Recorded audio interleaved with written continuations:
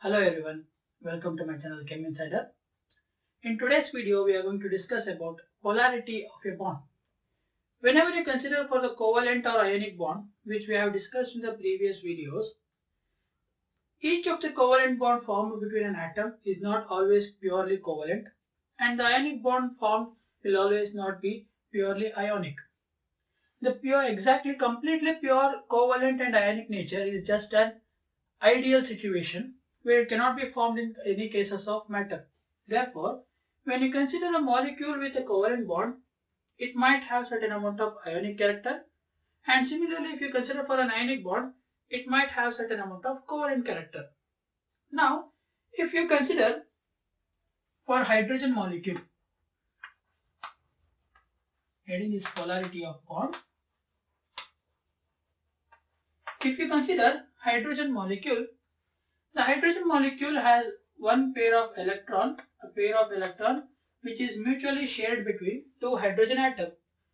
This electron which is present between the two hydrogen atoms will be experiencing certain amount of attraction towards the nuclei of each of the hydrogen atom. Therefore, what we can clearly say is, even though they are mutually sharing those electrons, they might experience certain amount of attraction towards themselves. Now in this case, the attraction by the nuclei of hydrogen atom is equal by the both atom. If you consider this as center, the attraction of the bonding electron towards themselves is equal on either hydrogen atoms. Therefore, if you come across a bond which has mutually shared electron and those atoms which are present on the either side of the bond are same, then the force of attraction experienced by these two electrons will be equal. Therefore, that type of bond is said to be non-polar covalent bond. I am going to repeat it once again. If there is a covalent bond present between two similar atoms which is sharing a pair of electron or maybe two pair of electron, those two electrons will be experiencing certain amount of attraction towards the either of the nuclear sides. And the electron which is experiencing that particular attraction, which is experienced by those electrons will be equal on either side because those two are similar atoms. Then the bond which is arises because of those two attraction is called covalent bond, and in this particular situation it is called the non-polar covalent bond. So what do you mean by covalent bond? A covalent bond between two atoms which has zero dipole moment. A covalent bond between two atoms which have zero dipole moment is called non-polar covalent bond. So now, what is dipole moment first of all? What do you mean by dipole moment? Instead of directly going to the explanation of dipole moment, let us consider an atom of molecule which has certain changes in the polarity of the covalent bond. Let us, for example, hydrogen and fluoride.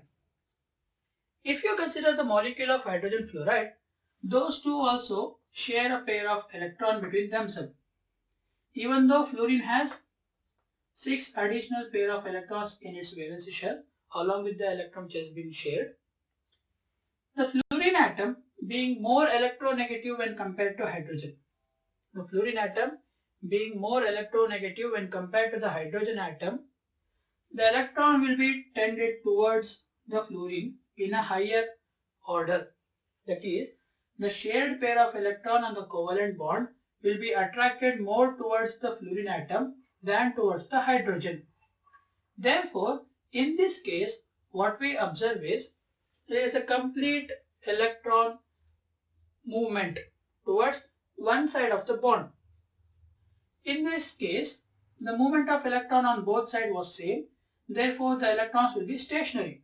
But in this case, if you consider for the electrons of hydrogen and fluorine, electrons will be moved towards the fluorine atom as it is more electronegative. Therefore, this particular bond present between hydrogen and fluorine will be having certain amount of dipole moment. So now, what is a dipole moment mean? Dipole moment is nothing but the charge, magnitude of the charge present on the positive or negative cation, the charge present on positive or the negative end of a bond, multiplied by the distance between the two nuclei of the atoms. So, what do you mean by dipole moment is? Dipole moment is the product of magnitude of the charge present on the atom and the distance between the two atoms. So, dipole moment, which is given by the symbol mu, is equal to charge into intermolecular distance, interatomic distance, charge into interatomic distance. You can take either of the charge and it should be the magnitude. If it is plus or minus, doesn't matter. We are just going to consider the value, integral value. Therefore, mu is equal to charge q into r, where r is the interatomic distance or the bond length of the two atoms. So dipole moment is defined as product of magnitude of the charge of the bond into interatomic distance. Okay, so that is what you mean by dipole moment.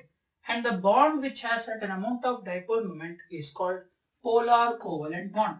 This particular bond is called polar covalent bond.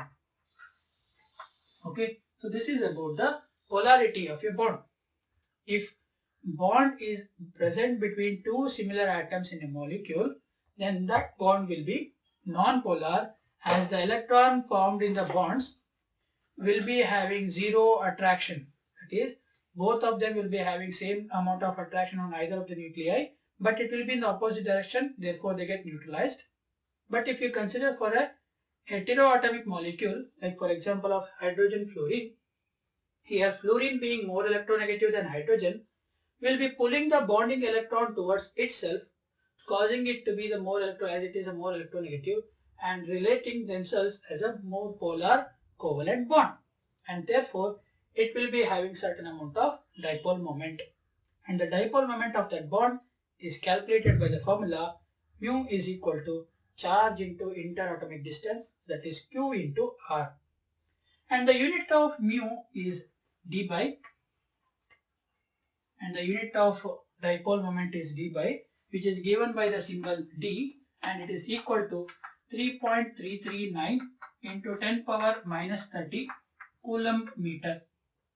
The charge of the dipole moment of a bond is given by the unit symbol mu, and its SI unit is d by, given by the symbol d, and which 1 d by is equal to 3.33 into 10 power minus 30 coulomb meter. Okay, coulomb is the unit of charge and meter is the unit of interatomic radii. Okay, so this is all about the polarity of a bond. Now, what we have to understand over here is, if the bond has certain amount of polarity or dipole moment, then that type of bond is said to be dipole bond. If certain covalent bond has dipole moment in it, then those bonds are said to be dipole bond, and the dipole moment arises because of that particular bond is called bond dipole moment. Is if any atoms have dipole moment in their bonds, then that bond is said to be dipole bond. If any two atoms have dipole moment on their bonds, then those bonds are said to be dipole bond, and the dipole moment arises because of that bond is called the bond dipole moment.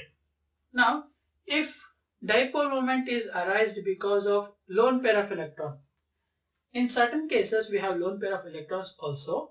Therefore, if the dipole moment is arised because of the presence of lone pair of electron, then that type of dipole moment is called orbital dipole moment. If the lone pair of electrons are causing a dipole moment in a molecule, then that type of dipole moment is called orbital dipole moment. Now, this dipole moment is a vector quantity. It has certain direction. As it is a vector quantity, it has certain direction, and therefore the dipole moment of a bond has to be symbolized in such a manner. If you are considering HF, if you are considering hydrogen fluoride, the dipole moment direction should be directed in such a way by,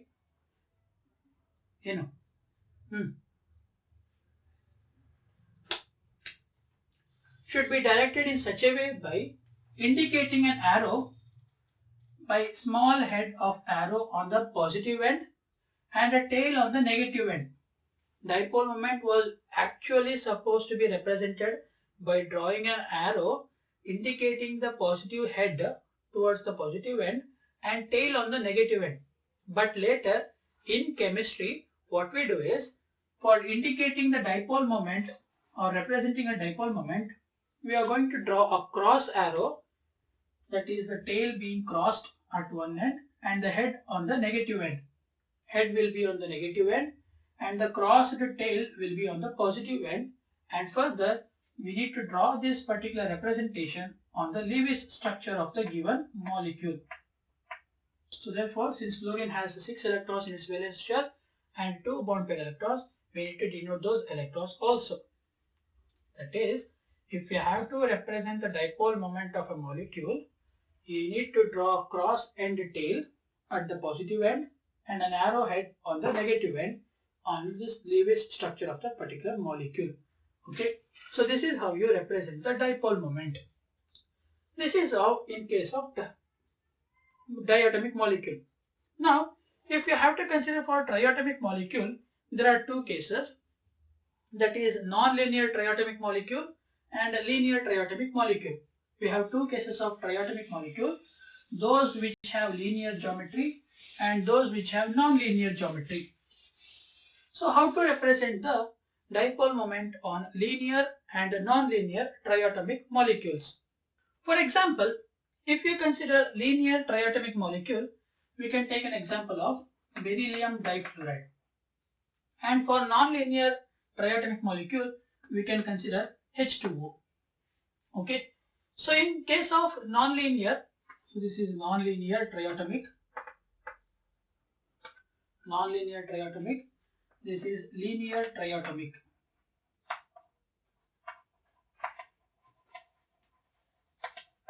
Non-linear and linear triatomic molecule.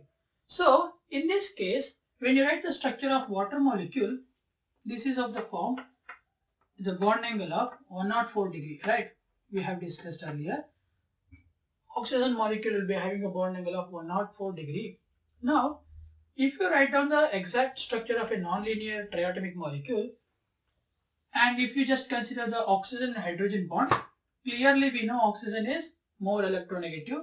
Therefore, the bond representation of the dipole moment will be in this manner, right? It is moving towards the oxygen.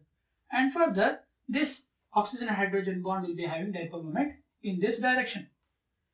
Now, what happens in this certain kind of conditions is, since dipole moment is a vector quantity, the two vectors which are having headed towards the same direction get summed up.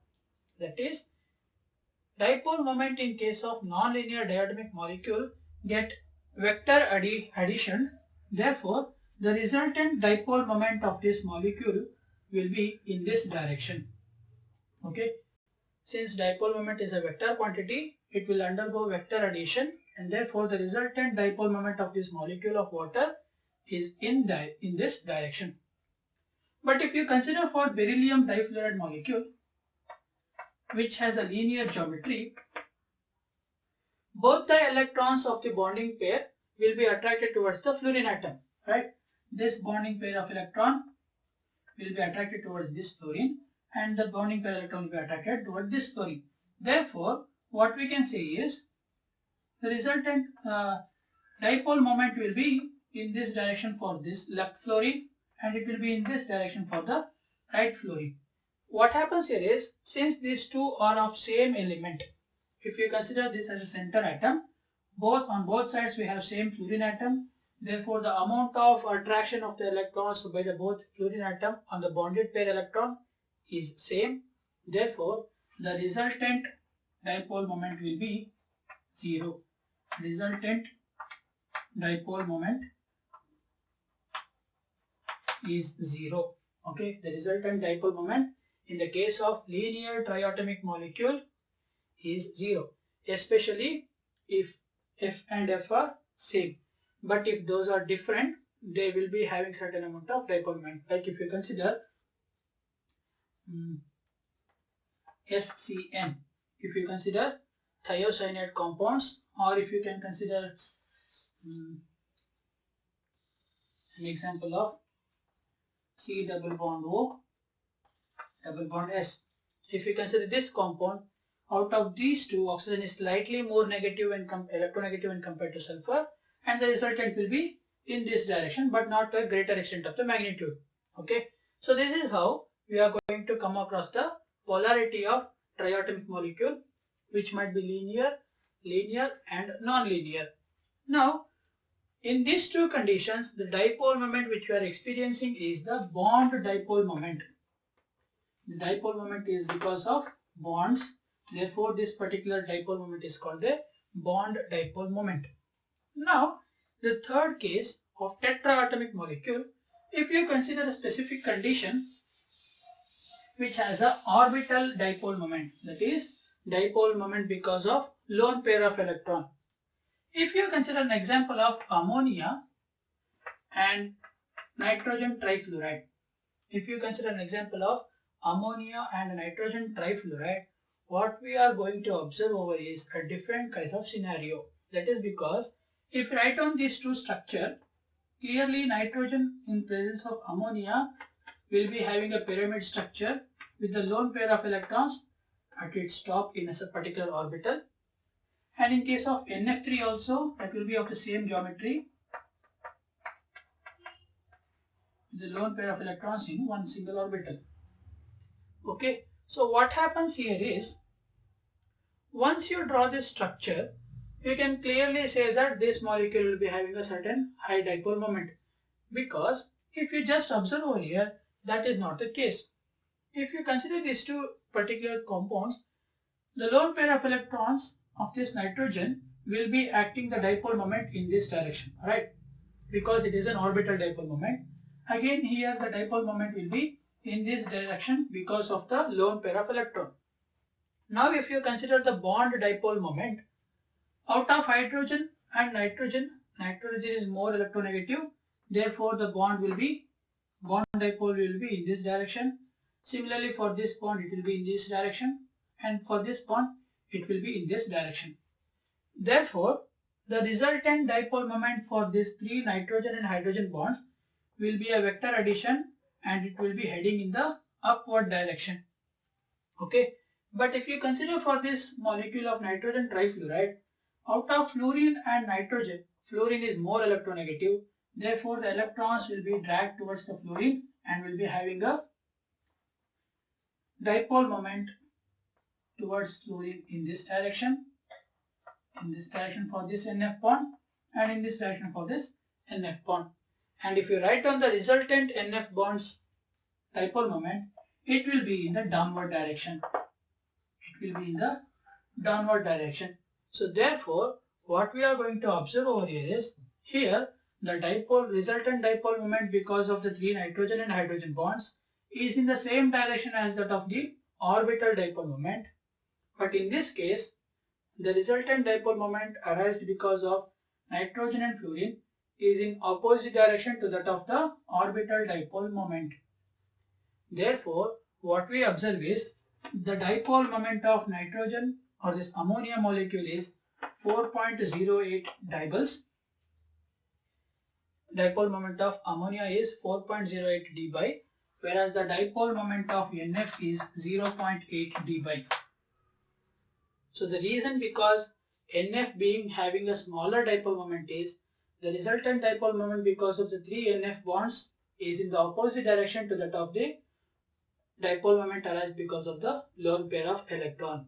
In this case, both dipole moments get added up and therefore they have a higher dipole moment. Okay, so this is about ionic nature in covalent bonds. Now, as I said earlier, covalent bonds may have certain ionic character, and similarly, ionic bonds may also have certain covalent character. Now, there are certain cases where we have observed that certain ionic bonds were found to have covalent character also. And this was explained by the scientist named Faison. A scientist named Faison explained the covalent nature of certain ionic compounds using three postulates. He said that the covalent nature of ionic bonds in an ionic compound depends upon size of the cation, charge of the cation, and both. That is, if you consider smaller the cation size,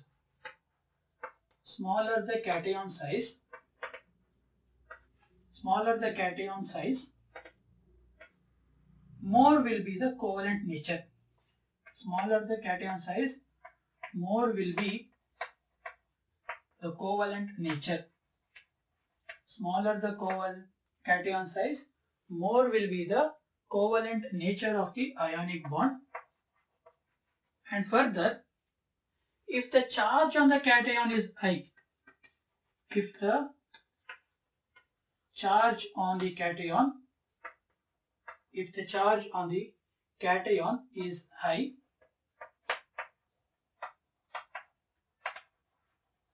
greater will be the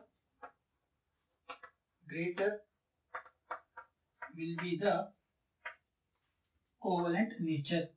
So, covalent nature of ionic bonds depends upon the size and charge of cation. If the cation size is very small when compared to the anion size, then the molecule or a compound will be showing certain covalent nature. And if the charge present on the cation is high, then greater will be its covalent nature. Now, what if you come across two or more atoms of same charge and same size?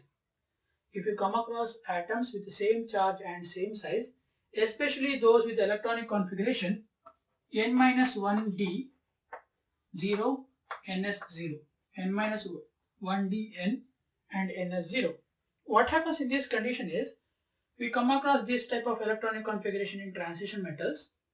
That is, when you come across transition metals and alkali or alkaline earth metal, when you come across transition metals and alkaline or alkaline earth metal which have same size and charge, then transition metals covalent nature will be more when compared to the alkali or alkaline earth metal compounds. That is because alkali and alkaline earth metal compound will not have a comparatively higher size when compared to transition metal compounds. So, this is how the ionic covalent nature in ionic bonds results in. Further, what we have observed is the cation usually polarizes the anion in order to get forming a covalent nature. The cation usually polarizes the anion to form a covalent nature. Therefore, the covalent nature in the ionic bond completely depends upon the polarizing power of cation and the polarizability of anion. Hear it once again. Cation polarizes the anion in an ionic compound to show some covalent nature. Therefore, the polarizing power of cation and the polarizability of anion also define the covalent nature in ionic compounds. So this is all about the polarity of ionic bonds on covalent bonds. If you have any doubt regarding the explanation which I have given in this video, please comment down below. And if you have understood this video completely, subscribe to my channel and share this video among your friends. Thank you for watching.